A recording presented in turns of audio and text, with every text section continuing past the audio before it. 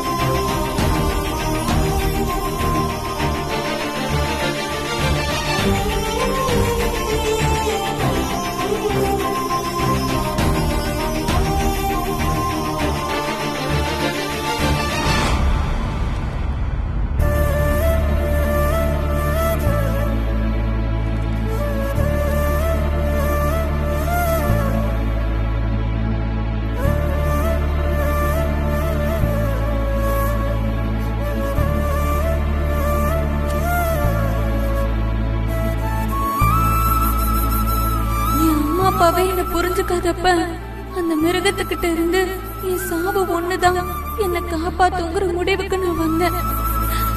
அப்பா அம்மா என்ன மன்னிச்சிருங்க.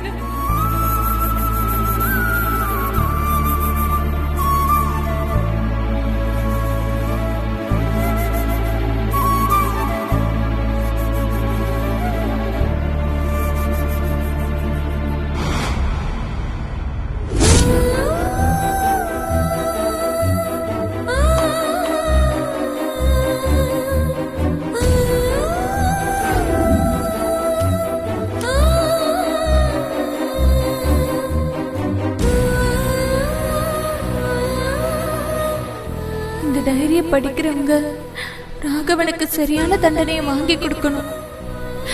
அப்பதான் என்ன மாதிரி இன்னொரு பொண்ணுக்கு இந்த மாதிரி நடக்காம இருக்கும்.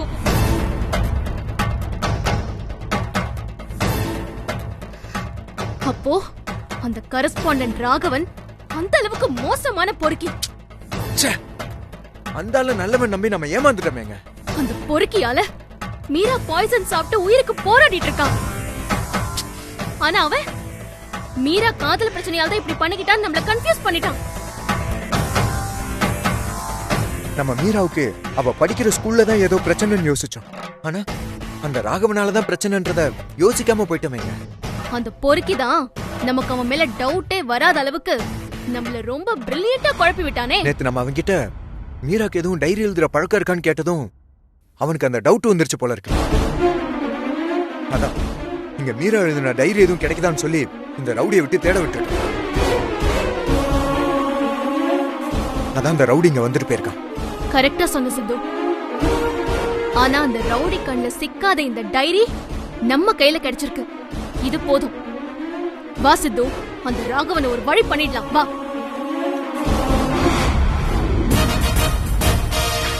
சார், நீங்க சொன்ன மாதிரி அங்க டைரி எதுவும் கிடைக்கல சார். நிஜமாவே அங்க டைரி எதுவும் கிடைக்கலையா?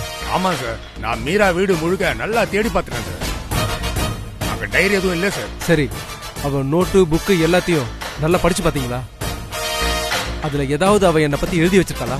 இல்ல சார், உங்களை பத்தி அவ எதுலயுமே நோட் பண்ணல சார். நீங்க பயப்படாம ரிலாக்ஸா இருங்க சார். அப்படியா?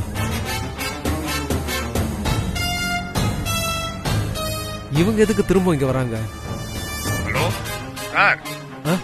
டேய், நீ போன வைடா, நான் அப்புறம் கூப்பிடுறேன். சார், அது இல்ல சார், அங்க மீரா வீட்ல யாரோ. டேய், போன வை.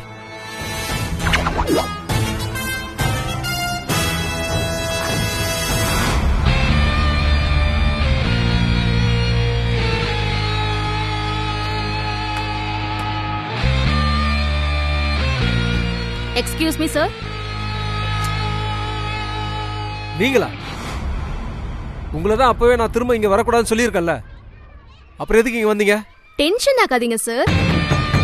அன்னைக்கு நாங்க வந்த காரணம் வேற, இன்னைக்கு நாங்க வந்த காரணம் வேற. இப்ப என்ன விஷயமா வந்திருக்கீங்க? கொஞ்சம் உட்கார்ந்து பேசலாமா? ஆ,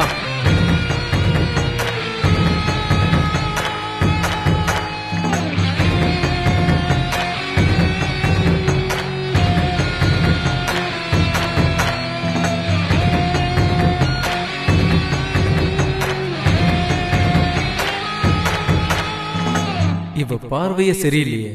எதுக்காக இங்க வந்திருக்காங்க? இப்போ நாங்க எதுக்காக வந்திருக்கோம்னு கன்ஃபியூஸ்டா இருக்கீங்களா சார்? இப்பவும் அதே மீரா விஷயமா பேசதான் இங்க வந்திருக்கோம். அத பத்தி தான் நான் அன்னைக்கே எல்லா விளக்கமும் கொடுத்துட்டேன்ல. யாரோ 2 பொண்ணுங்க உங்ககிட்ட என் ஸ்கூல்ல பிரச்சனைன்னு சொன்னாங்கன்னு கிளம்பி வந்தீங்க. அதுக்கு நானும் அப்படிலாம் எதுவும் இல்ல, என் ஸ்கூலை பத்தி யாரும் குறை சொல்ல முடியாதுன்னு தெளிவா எக்ஸ்பிளைன் கொடுத்துட்டேன்ல. ஆமா ஆமா, அன்னைக்கு நீங்க உங்க ஸ்கூல பத்தி நல்லபடியா தான் எக்ஸ்பிளைன் பண்ணீங்க. ஆனா உங்க ஸ்கூல்ல இருக்கிற டீச்சர்ஸ பத்தி எந்த எக்ஸ்பிளனேஷனும் கொடுக்கவே இல்லையே சார். அதான் இங்க இருக்க டீச்சர்ஸ் எல்லாம் எப்படி, அவங்களோட பிஹேவியர்ஸ் எல்லாம் எப்படி, இங்க படிக்கிற ஸ்டூடெண்ட்ஸ் கிட்ட அவங்க எப்படி பழகுறாங்க, அப்புறம் என்ன மோட்டிவேஷனோட ஸ்டூடெண்ட்ஸ் கிட்ட அப்ரோச் பண்ணுவாங்க, குறிப்பா கேர்ள்ஸ் ஸ்டூடெண்ட்ஸ் கிட்ட அவங்க எந்த மாதிரிலாம் நடந்துக்குவாங்க, இது எல்லாத்தையும் தெளிவா தெரிஞ்சுக்கிட்டு போலாம் தான் இங்க வந்தோம். இவன் எந்த அர்த்தத்துல இந்த மாதிரிலாம் கேள்வி கேட்கறான்? அதான் சார், இங்க டீச்சர்ஸ்லாம் எப்படின்னு சொல்ல முடியுமா? டீச்சர்ஸ பத்தி சொல்றதுக்கு என்ன இருக்கு? இங்க இருக்க டீச்சர்ஸ் அத்தனை பேரும் ரொம்ப ஜெனியூன் பர்சன்.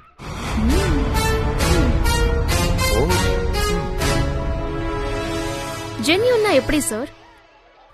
அப்பாவி பொண்ணுங்கள தப்பான பார்வையில பாக்குறதா? அந்த பொண்ணுங்களோட வறுமையை யூஸ் பண்ணி அவங்கள அக்கறையா கவனிச்சுக்கிற மாதிரி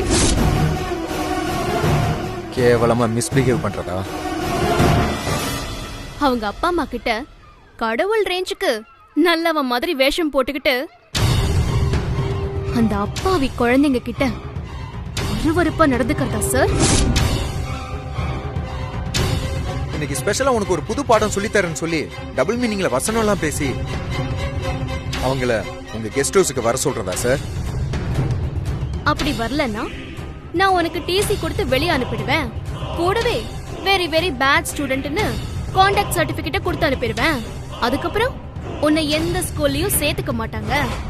அத பார்த்துட்டு உன் அம்மாவும் அப்பாவும் அவமானத்துல தற்கொலை பண்ணி செத்து போயிடுவாங்கன்னு சொல்லி மிரட்டுறதா சார்?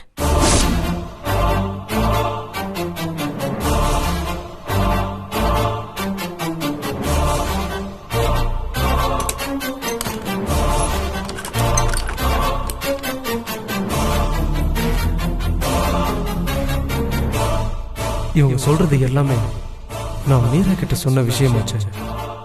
இது எப்படி இவங்களுக்கு தெரியும்? ஒருவேளை மீரா கான்சியஸ் வந்து எல்லா விஷயத்தையும் உங்ககிட்ட சொல்லிட்டானா? இல்லையே, கொஞ்ச நேரத்துக்கு முன்னாடி வரைக்கும் நான் மீராவை பத்தி டாக்டர் கிட்ட கேட்டேன்னு. மீராக்கு இப்போதைக்கு கான்சியஸ் வராது, நான் வந்தா உடனே உங்களுக்கு தகவல் தெரிவிக்கிறேன்னு அந்த டாக்டர் சொன்னாங்களே. அப்புறம் எப்படி நான் மீரா கிட்ட பேசின விஷயம் உங்களுக்கு தெரிஞ்சது?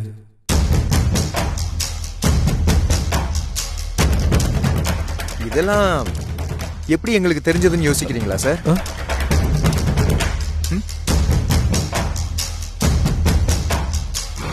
மீரா தான் சொன்னா. மீரா? அவ எப்படி? அவ உங்ககிட்ட என்ன சொன்னா? எந்த டீச்சர் அவகிட்ட இப்படிலாம் நடந்துட்டாங்கன்னு சொன்னாலா?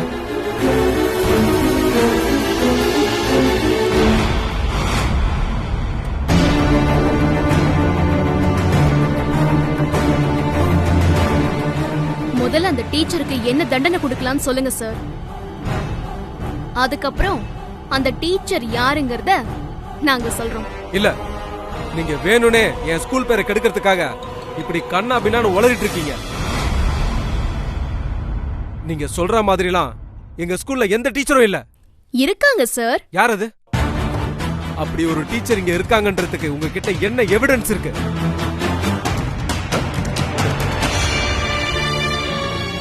எவிடன்ஸ் தானே அது.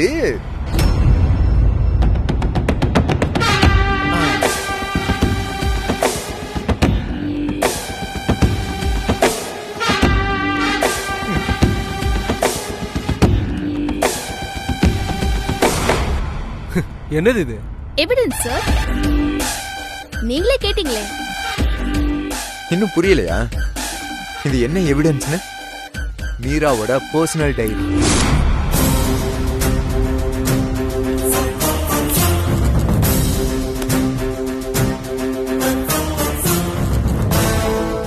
இந்த டைரியை தேடி எடுக்க தானே கொஞ்ச நேரத்துக்கு முன்னாடி மீரா வீட்டுக்கு நீங்க உங்க ரவுடி அனுப்பி வச்சிருந்தீங்க.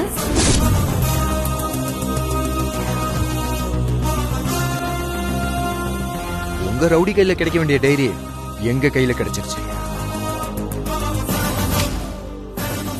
எடுத்து படிச்சு பாருங்க. உங்களை பத்தி மீரா என்னெல்லாம் எழுதி இருக்கான்னு.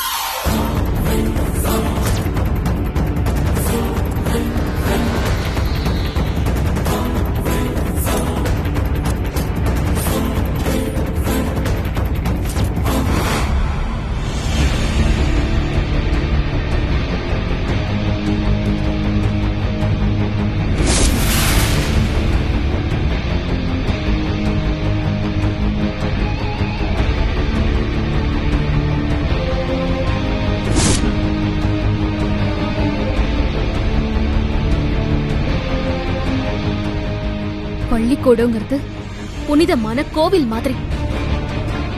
அது புரியாம சில பொறுக்கிங்க டீச்சர்ஸா இருப்பாங்க.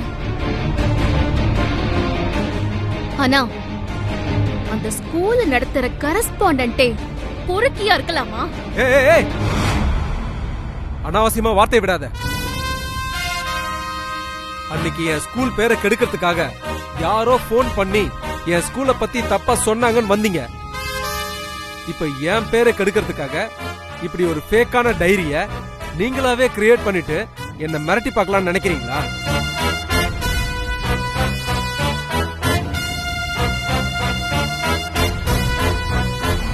நான் யார் தெரியுமா? எனக்கு ஸ்டேட்ல இருந்து சென்ட்ரல் கவர்மெண்ட் வரைக்கும் எவ்வளவு இன்ஃப்ளூயன்ஸ் இருக்கு தெரியுமா? என் ஸ்கூலோட ரீச் என்னன்னு தெரியுமா? என் ஸ்கூலோட லீகல் அட்வைசர் யாருன்னு தெரியுமா?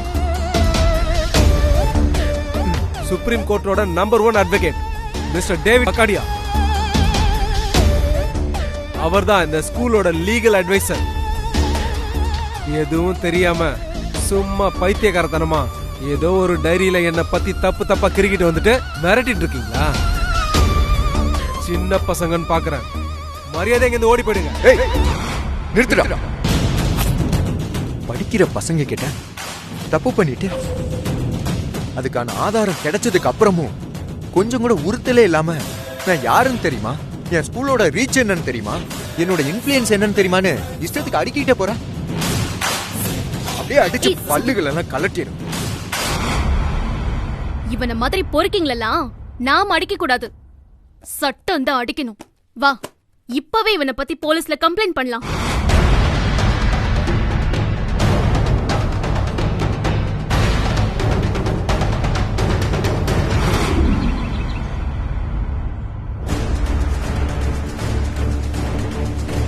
சார், சொல்லுங்க, யார் நீங்க? என்ன விஷயமா வந்திருக்கீங்க? சார், நாங்க பிக் எஃப்எம்ல ஆர்ஜேவா ஒர்க் பண்றோம். என் பேரு தென்றல், இவர் பேரு சித்து. நாங்க ஒருத்தர் மேல கம்ப்ளைண்ட் கொடுக்க வந்திருக்கோம் சார். அப்படியா? சரி, உட்காருங்க.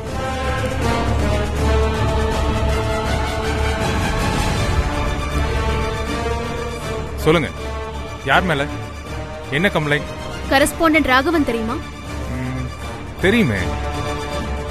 அவர் நடத்துற ஸ்கூல் சிட்டிலேயே ரொம்ப பெரிய ஸ்கூல் ஆச்சு.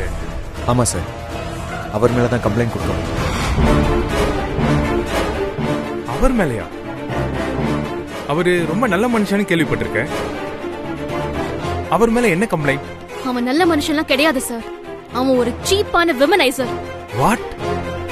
ஆமா சார், அவர் அவரோட ஸ்கூல்ல படிக்கிற அப்பாவி பொண்ணுங்களை மிரட்டி பயமுறுத்தி செக்ஷுவல் ஹராஸ்மெண்ட் பண்ணிட்டு இருக்காரு சார். என்ன சொல்றீங்க நீங்க? நீங்க சொல்றது உண்மையா? சார், 100% உண்மை சார். ஆனா அவங்க யாரும் அவனை பத்தி வெளியே சொல்ல பயப்படுறாங்க.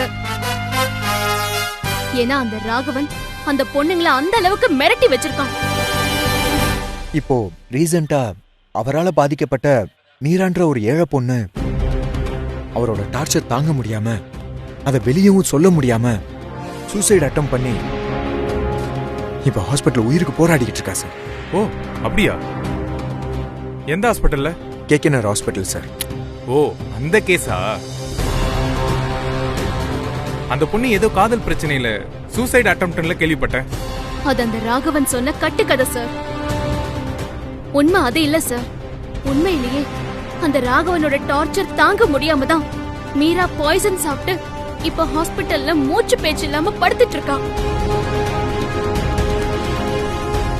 நீங்க சொல்றதை என்னால நம்ப முடியல. சரி, நீங்க சொல்றதுக்கு ஏதாவது எவிடன்ஸ் இருக்கா? இருக்கு சார்.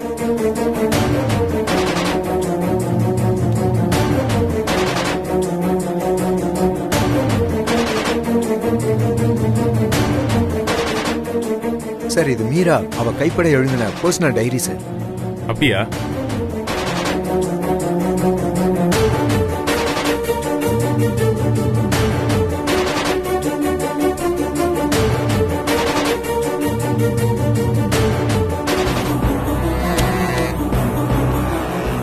நிஜமாவே இது அந்த பொண்ணு எழுதின டைரி தானா? கடவுள் மேல சத்தியமா இது மீரா எழுதின டைரி தான் சார். நாங்க இந்த டைரி எடுத்துட்டு போய் அந்த ராகவன் கிட்ட நேரடியாவே நியாயத்தை கேட்டோம். ஆனா அவரு அப்ப கூட கொஞ்சம் கூட பயமே இல்லாம நான் யார் தெரியுமா, என்னோட இன்ஃப்ளூயன்ஸ் என்ன தெரியுமா, அப்படி இப்படின்னு அப்ப கூட எங்களை மிரட்டுதான் செஞ்சாரு. அந்த ராகவன் மாதிரி பொறுக்கிங்கெல்லாம் வெளியில நடமாடவே கூடாது சார். சீக்கிரமா அவனை அரெஸ்ட் பண்ணுங்க சார் ப்ளீஸ். ஏமா நீங்க எதுக்குமா ப்ளீஸ் எல்லாம் கெஞ்சிரீங்க? அந்த ஆள் தைரியமா இப்படி ஒரு கேவலமான காரியத்தை பண்ணிட்டு உங்களை மிரட்ட வேற செய்யறேன் அவன்.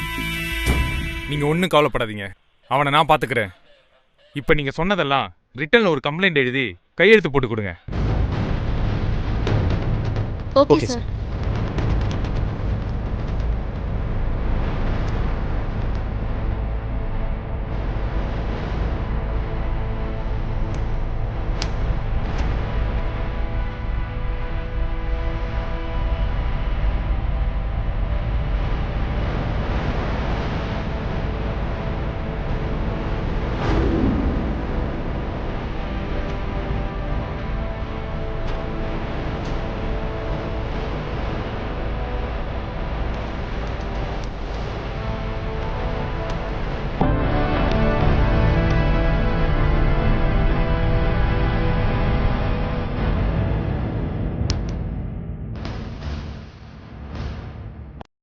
இது போதும்.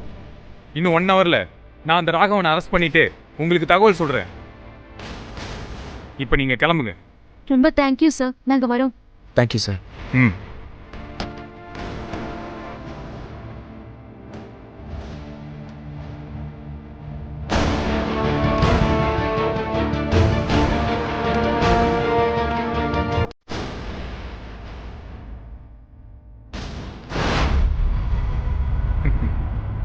அட முட்டாளுங்களா, ராகவன் சார் எனக்கு எந்த அளவுக்கு வேண்டப்பட்டவர்னு தெரியாம அவரை பத்தியே என்கிட்டயே இப்படி ஒரு கம்ப்ளைண்ட் கொடுத்துட்டு போறீங்களா? ஐயோ ஐயோ, உங்களை என்ன சொல்றதுன்னே தெரியல.